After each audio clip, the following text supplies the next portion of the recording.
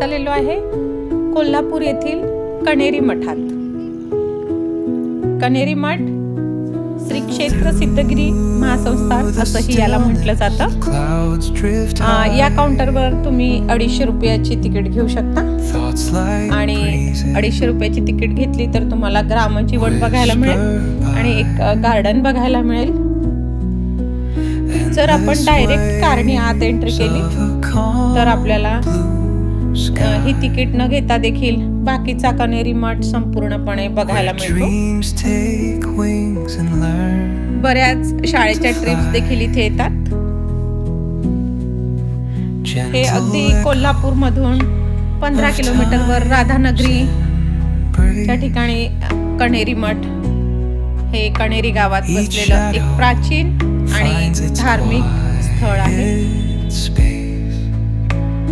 आता आपण इथून सगळ्यात पहिल्यांदा आपण जाऊ शिव मंदिरात।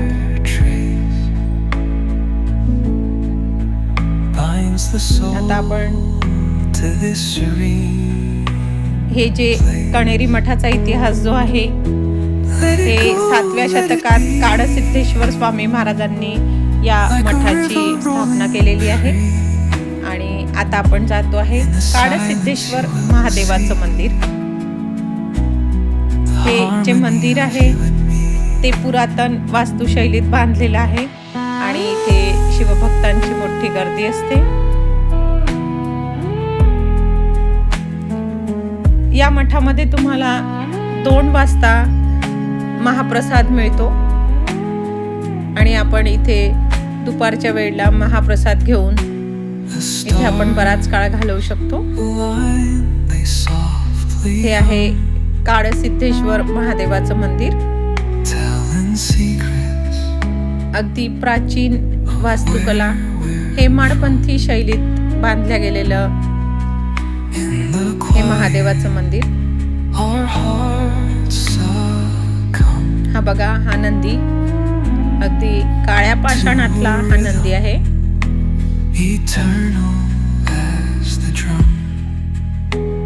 अनेक संत महंतांनी या मठातून आध्यात्मिक आणि सामाजिक कार्य केले आहे।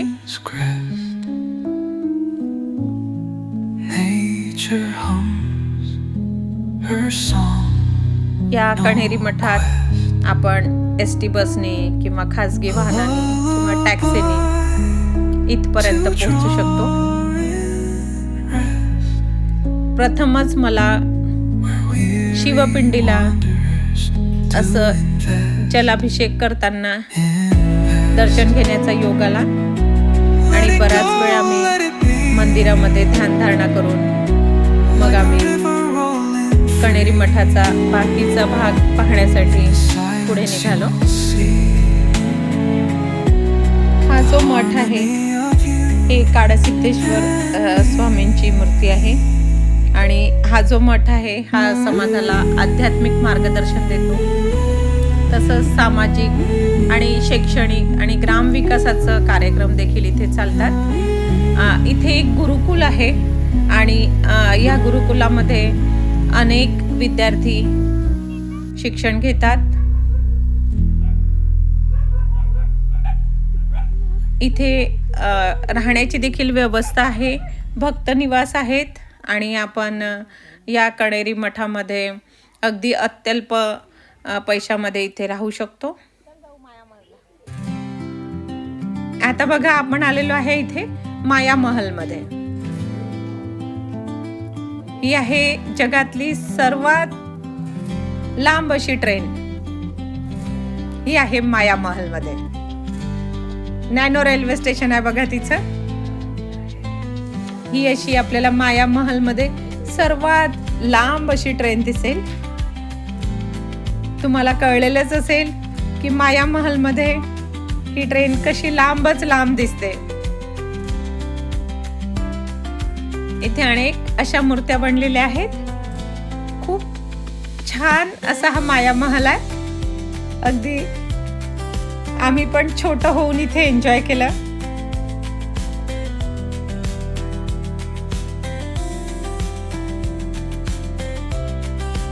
या माया महलचं दृश्य पाहण्यासारखं आहे.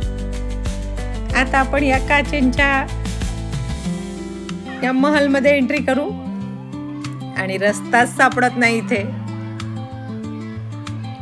खूप छोटी छोटी मुलं आलेली आहेत, यांची ट्रिप आलेली आहे.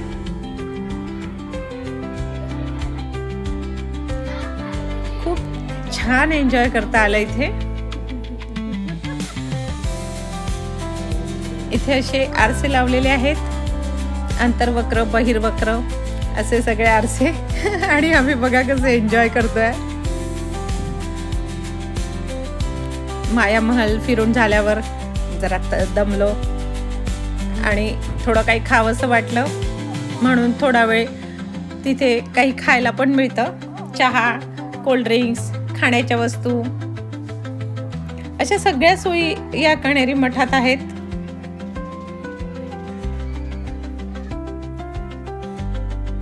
आणि आता आपण येथून बघून आता जाऊया पुढे ग्रामजीवन. ग्रामजीवन अतिशय जिवंत असं एक गाव इथे उभारलं गेलेलं आहे. स्वयंपूर्ण असं गाव.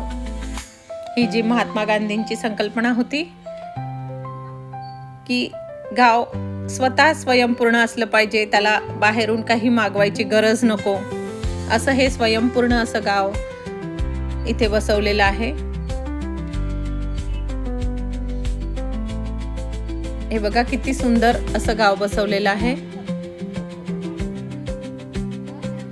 आणि या गावाच्या आतमध्ये अनेक अशा मूर्त्या जिवंत तुम्हाला गावाचा अनुभव येईल अशा या मूर्त्या या गावामध्ये. अगदी लोहारकाम, सुतारकाम, शेती अशी जी आपली परंपरा होती ते संपूर्ण परंपरा या गावात आपल्याला दाखवण्यात आलेली आहे. हे सगळं बघून आता आपण कण्हेरी मठाचा पुढचा भाग बघायला निघालो.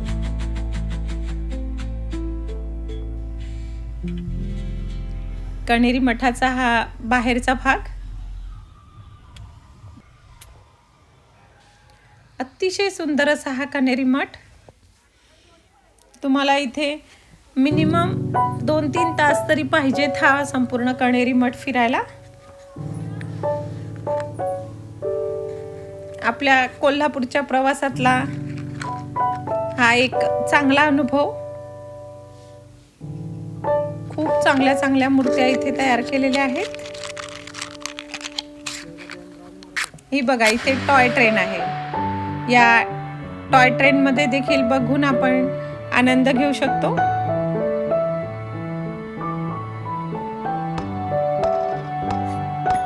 ही टॉय ट्रेन, यामध्ये छोटी मुलं आणि मोठी माणसं देखील या टॉय ट्रेन मध्ये बसून आनंद घेतात.